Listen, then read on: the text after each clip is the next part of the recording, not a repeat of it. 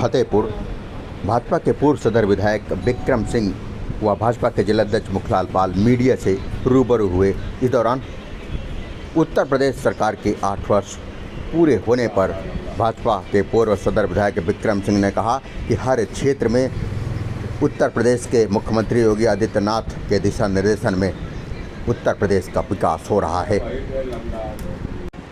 वहीं भाजपा जिलाध्यक्ष मुखलाल पाल ने कहा कि जिस प्रकार से उत्तर प्रदेश के मुख्यमंत्री योगी आदित्यनाथ के दिशा निर्देशन में महाकुंभ का विशाल आयोजन किया गया, इससे साफ जाहिर है कि उत्तर प्रदेश की सरकार हर क्षेत्र में सकारात्मक कदम उठा रही है। इस अवसर पर भाजपा के जिला महामंत्री पुष्पराज पटेल, मनोज मिश्रा, ओम मिश्रा, गायत्री सिंह, जेवती प्रवीण, संजय श्रीवास्तव, सुनिधि तिवारी, रितेश गुप्ता उर्फ सोल्डी, अमित शिवहरे सहित तमाम लोग मौजूद रहे। जनपद के कोने कोने तक ले जाएंगे। भारतीय जनता पार्टी ने आदरणीय मोदी जी के नेतृत्व में 2017 में उत्तर प्रदेश में भारी बहुमत के साथ सरकार बनाई। जनता ने आपराधिक राजनीति, भ्रष्टाचार की राजनीति और तुष्टीकरण की राजनीति, इन सारी राजनीतिक विषयों को धता बताते हुए उत्तर प्रदेश में भारतीय जनता पार्टी की सरकार बनाई। हर एक कार्यकर्ता का मन प्रफुल्लित हुआ और जिन उद्देश्यों को लेकर सरकार बनाई गई थी, मुझे ये कहते हुए अपार गर्व और अपार अभिमान है कि एक एक कार्यकर्ता की मेहनत के कारण और आदरणीय योगी जी के नेतृत्व में प्रदेश लगातार तरक्की कर रहा है। प्रदेश विकास के, चौमुखी विकास के नए नए मानक रोज स्थापित कर रहा है। मेरा आप सबसे अन्य मानकों पर, विभिन्न मानकों पर बात करने के लिए आज हम सब आपके बीच में एकत्रित हुए हैं। मुझे गर्व इस बात का भी है कि हम लोगों ने जहां एक और एयरपोर्ट बनाने शुरू किए, उत्तर प्रदेश की कनेक्टिविटी को बढ़ाया, नेशनल हाईवेज और स्टेट हाईवेज की संख्या बढ़ाई, मेडिकल कॉलेजेस और एम्स की संख्या बढ़ाई। वहीं दूसरी तरफ हम लोगों ने गरीबों के लिए शौचालय बनाए, घर बनाए, बिजली दी, गैस के कनेक्शन दिए। पढ़ने वाले बच्चों की संख्या में 40 लाख का अंतर हुआ। विद्यालयों में जो गांव में हैं 40 लाख बच्चे उसके अंदर एक्स्ट्रा आज जा रहे हैं जो पुरानी सरकारों में जाते थे। और एक बहुत बड़ा विषय जो उत्तर प्रदेश के साथ जुड़ा हुआ था वो था अपराध का।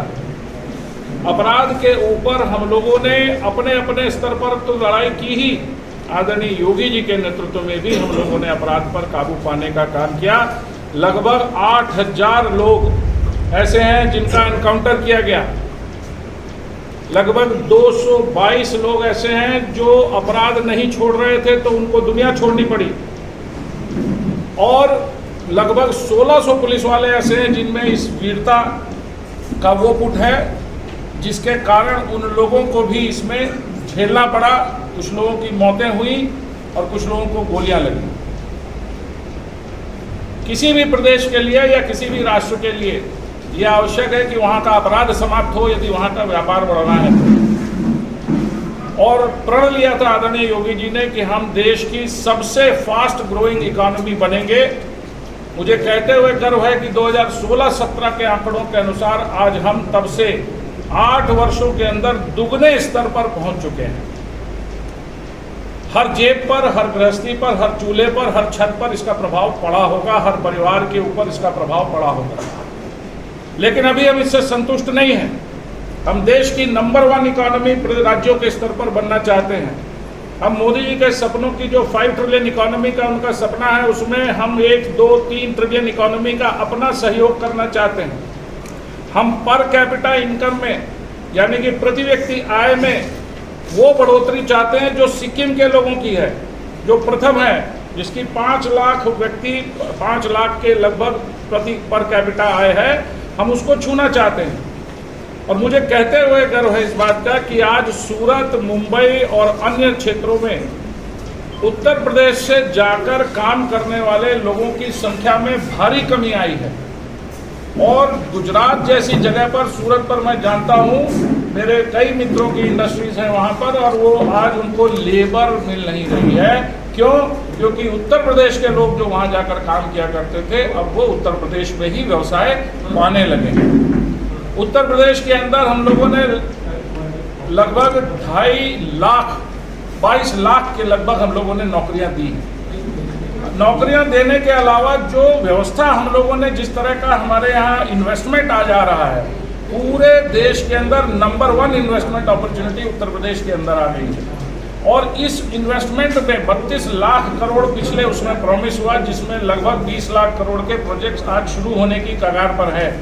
प्रति प्रोजेक्ट यदि 5-10 लोगों को भी हम लगा लें तो एक बहुत बड़ी जनसंख्या फॉर्मल और इनफॉर्मल सेक्टर में रोजगार पा चुकी है या पाने की कर है भ्रष्टाचार में। मेरा ये कहना है कि इक्का दुक्का इंसिडेंसेस को उठाकर पूरी सरकार को बदनाम करने की चेष्टा जो विपक्षी करते हैं वो ठीक नहीं।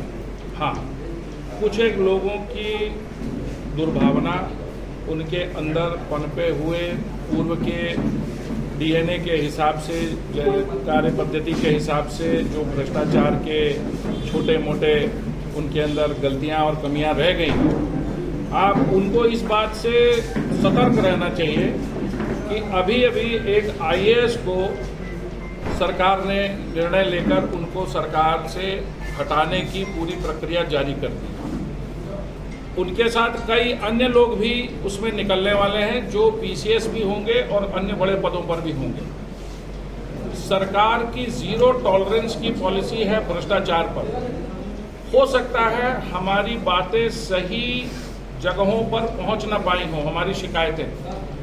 प्रयास करिए कि भारतीय जनता पार्टी के पदाधिकारियों से वो लोग मिलें जो पीड़ित हैं। मैं आपके माध्यम से सबको अपील करना चाहता हूँ, जहां भी ऐसा लगता है कि अन्याय हो रहा है, मेरा करबद्ध निवेदन है सबसे कि भारतीय जनता पार्टी के कार्यकर्ताओं से मिलें, अपनी बात सही जगहों पर पहुंचाएं। हम आपकी लड़ाई अपनी समझकर लड़ेंगे। किसी के साथ भी अन्याय, कितने भी बड़े पद पर बैठा हुआ व्यक्ति हो, नहीं कर सकता है। जो कानून के विरुद्ध हो वह व्यक्ति काम नहीं कर सकता है। यह सरकार की 0 टॉलरेंस की पॉलिसी है और इसी पर भाजपा का एक एक कार्यकर्ता काम कर रहा है। आप संज्ञान में लाए हैं, इस पर निश्चित तौर पर डीएम महोदय से हमारी बात होगी। और कैसे अपनी, जब से हम उस कुर्सी पर बैठे हैं, पहले का उत्तर प्रदेश कैसा था, आज का उत्तर प्रदेश कैसा है, यह आप सबसे छिपा नहीं है। उसका जीता जागता जो उदाहरण है, पूरी दुनिया में इससे बड़ा मेला कहीं लगता नहीं है। और वह मेला कैसे संपन्न हुआ, पूरी दुनिया आश्चर्यचकित है। वह केवल और केवल आप सब लोगों के बल पर, क्योंकि आप सबकी भी निगाह थी उस कुंभ पर। और हमारे मुख्यमंत्री जी ने कहा था, हर जिले में उनका आदेश था, क्योंकि जो सरकार चल रही है वह भारतीय जनता पार्टी की चल रही है, सबका साथ सबका विकास के साथ से सरकार चल रही है। और उन्होंने कहा था कुंभ में किसी भी प्रकार की कोई कमी ना आने पाए। हर जिले में भारतीय जनता पार्टी का एक एक कार्यकर्ता किसी को भी किसी प्रकार की कोई तकलीफ ना होने पाए, और वह करके भारतीय जनता पार्टी ने दिखाया। जरा सा संकट अगर कुंभ यात्रियों पर आया, जो श्रद्धालु जा रहे थे, उसको भारतीय जनता पार्टी ने उनको वहां पर जो व्यवस्था दी गई थी, एक एक श्रद्धालु को भारतीय जनता पार्टी ने प्यार से बैठालकर भोजन कराने का काम किया। जो व्यवस्था हो सकती थी, चाहे वो दूध की हो, चाहे फल की हो, चाहे वो चाय की हो, यह तो नाम मात्र है। मैंने तो बहुत सारे लोगों को देखा है जिनके पास पैसे नहीं थे, उनको लोगों ने पैसे भी दिए हैं। और एक बहुत बड़ा इस समय एक लोगों ने सुनियोजित ढंग से कुंभ में घटनाक्रम को